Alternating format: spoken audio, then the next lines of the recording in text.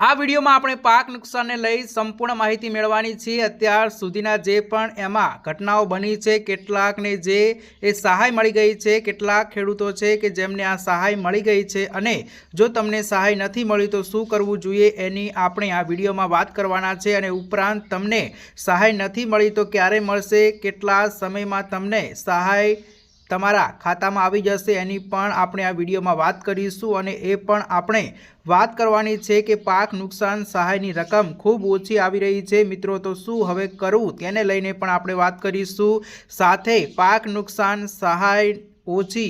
ઓછા રૂપિયા આપવામાં આવી રહ્યા છે, ઘણા બધા ખેડૂતોની જમીન વધારે છે તો એ કયા કારણથી થયું છે અને હવે એ શું કરવાનું છે તમારે એની પણ આપણે આ વિડીયોમાં વાત કરવાના છીએ। તો તમને પાક નુકસાન સહાયની સંપૂર્ણ માહિતી એક જ વિડીયોમાં સારી રીતે આપવામાં આવશે, કોઈ ફેક કોઈ આલફું ફાલફું માહિતી આપવામાં નહીં આવે। એટલે દર્શક મિત્રો આ વિડીયો તમે એન્ડ સુધી જોતા રહેજો જેથી કરીને તમને સચોટ માહિતી મળતી રહે। પાક નુકસાનીની સહાય જે છે કેટલાક ખેડૂતોને અત્યાર સુધી મિત્રો મળી ગઈ છે। 30 લાખ આજુબાજુ જે છે તે ફોર્મ ભરવામાં આવ્યા હતા અને એમાંથી છેલ્લે 26 લાખ જેટલા ફોર્મ જે છે એ સ્વીકારવામાં આવ્યા હતા સરકાર દ્વારા અને મંજૂર પણ થયા હતા। 26 લાખ હવે આ 26 લાખમાંથી તકરીબન મેક્સિમમ જે છે એ 20 લાખ જેવા ખેડૂત મિત્રો છે તેમને સહાય મળી ગઈ છે। 26 લાખથી 27 લાખ અરજીઓ સ્વીકારવામાં આવી છે અને એમાંથી 20 લાખ ખેડૂતો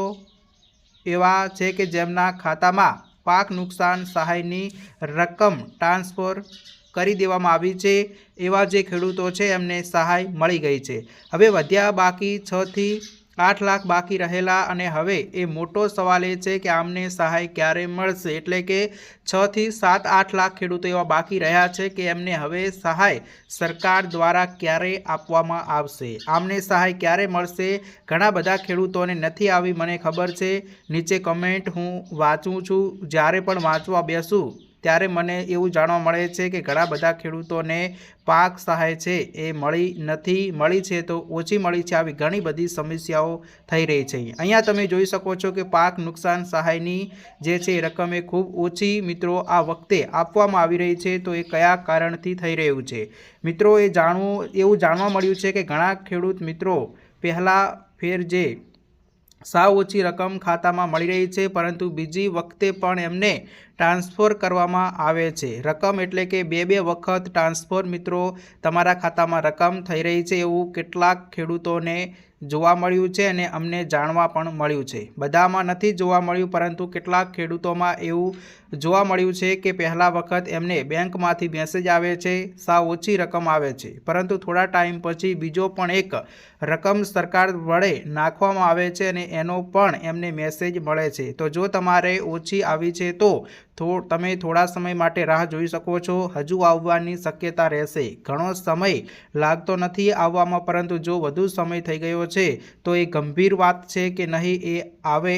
હવે ટૂંક સમય થયો છે તો એ તમારે બીજી વખત તમારી સહાય આવી શકે છે, એટલે કે જો 5 કે 6 દિવસ થયા હોય તો તમારે ખાતાની અંદર વધારે ટાઈમ ન કહી શકાય, કારણ કે 15 દિવસ થઈ ગયા હોય તો તમારે એ સહાય આપવામાં આવશે નહીં, કારણ કે જે બે વાર ટ્રાન્ઝેક્શન અત્યારે કરવામાં આવી રહ્યા છે કે SDRF અને રાજ્ય સરકાર તરફથી જે ખેડૂત મિત્રોને જે મુજબ સહાય ચૂકવવામાં આવી રહી છે તેમાં પણ જે ઉમેરો કરવામાં આવે છે તો બેંકના 2 ટ્રાન્ઝેક્શન આવી શકે છે, આવી પણ સમસ્યા છે અને એક ટ્રાન્ઝેક્શન તમને મળી હોય તો તેમાં ગંભીર વાત છે અને તમારે તેની ચકાસણી પણ કરાવી શકવાની છે। એ પણ આપણે આગળ માહિતી આપીશું કે ક્યાં જઈને તમે આ સંપૂર્ણ માહિતી છે તમને ત્યાં તમે ફોર્મ ભરી શકો છો અને ફરી સહાય મેળવી શકો છો, તે વિડીયોની અંદર હું આગળ જણાવવાનો છું, તો આપણે વિડીયો તમે હજુ સુધી એન્ડ સુધી જોતા રહેજો।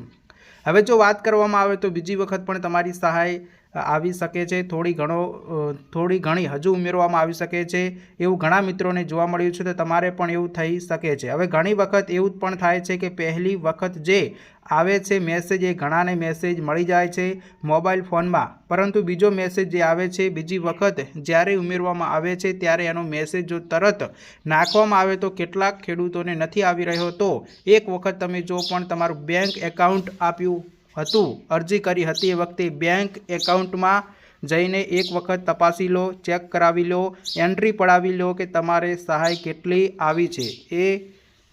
ઉપરથી તમે નક્કી કરી શકશો, કારણ કે ઘણી બધી વખત SMS ન આવે એવું પણ બની શકે છે। તો એક વખત બેંકમાં જઈ તમારે ચેક કરાવવાનું રહેશે, અને જો ઓછી સહાય આવી રહી છે તો બીજી વખત સહાય નથી આવી અને લાંબો ટાઈમ થઈ ગયો છે સહાય આવે નો, તો પછી એના પાછળનું કોઈ ચોક્કસ કારણ હોઈ શકે છે કે તમારે કોઈ પાક બગડ્યો ન હોય અને તો પણ તમે અરજી કરી હોય, તો સરકારને બધો જ ખ્યાલ છે। જો તમે ટેકાના ભાવે કોઈ પણ પાક વેચ્યો હોય તો એમને ખ્યાલ હોઈ શકે છે કે આ જમીન ઉપરથી આટલો જે પાક આપણને મળ્યો છે તો આમને બગડ્યો નહીં હોય એવું પણ સરકાર વિચારી શકે છે। એટલે કે તમે ટેકાના ભાવે કોઈ પણ મગફળી હોય, કોઈ પણ અનાજ વેચ્યું હોય અને સરકારને ખબર પડી ગઈ હોય તો આ જમીન ઉપરથી પાક તો લેવામાં આવ્યો છે અને છતાં અરજી કરવામાં આવી છે, તેની અંદર પણ તમારે ઓછી રકમ ખાતામાં નાખવામાં આવતી હોઈ શકે છે। ઓકે, આ વાત ક્લિયર થઈ ગઈ? ચોક્કસથી નથી, પરંતુ આ ચોક્કસથી બની શકે કે પાક નુકસાન ન થયું હોય તો પણ અરજી કરી હોય એના કારણે તમારે સાવ ઓછી રકમ તમારા ખાતામાં આવી રહી છે। જો આવું હોય, આ જે કારણ કહ્યું મેં એક કારણ હોય તો એક વખત નીચે કમેન્ટ કરી જરૂરથી જણાવજો। ખેડૂતોને પણ ખ્યાલ આવે અને ઘણા બધા ખેડૂત મિત્રો છે તેમને પણ કમેન્ટ વાંચીને માહિતી મળી શકે કે આપણે એક વખત પાક જે ટેકાના ભાવે વેચ્યો છે અને સરકારને ખબર છે કે આ જમીન ઉપરથી આટલો પાક નીકળ્યો છે, તેના લીધે પણ તમને ઓછી સહાય મળી શકે છે। હવે આપણે જે આગળ વાત કરીએ તો પાક નુકસાનની સહાય એ ક્યાં સુધી તમારા ખાતામાં નાખવામાં આવશે, એટલે કે તમારા ખાતામાં ટ્રાન્સફર કરવામાં આવશે। હવે મિત્રો 6 થી લઈને 8 લાખ જેવા ખેડૂતો જે બાકી રહ્યા છે પાક નુકસાન સહાયમાં, હવે આમાં તમારો જો સમાવેશ થાય છે તો મિત્રો તમારે આ જે મહિનો છે, કયો મહિનો છે તો કે ડિસેમ્બર મહિનો છે, આ ડિસેમ્બર મહિનાના અંત સુધી મિત્રો તમારે રાહ જોવાની રહેશે। રાહ જોવાની છે એટલે કે હવે 8 થી 9 દિવસ બાકી છે ડિસેમ્બરના, તો તમારે જે સહાય છે આ 10 દિવસમાં આવી જશે। જે પણ ખેડૂત બાકી છે હજુ સુધી જેમને સહાય નથી મળી, એમને આ 10 દિવસમાં સહાય એમના ખાતામાં ઉમેરવામાં આવશે। 10 દિવસ કરતાં વધુ સમય લાગી શકે, કારણ કે આ હવે છેલ્લા 6 થી 8 લાખ જેવા ખેડૂતો બાકી છે, તો એમને હવે કંઈક ઘણી વખત રાહ જોવાની નથી। 10 કે 8 દિવસમાં જ તમારી જે સહાય છે તમારા ખાતામાં ઉમેરી દેવામાં આવશે। એ પછી મહત્ત્વની બાબત એ છે કે સહાય ન મળે તો શું કરવું? સહાય ન મળે એટલે કે આપણને 10 દિવસ રાહ જોયા પછી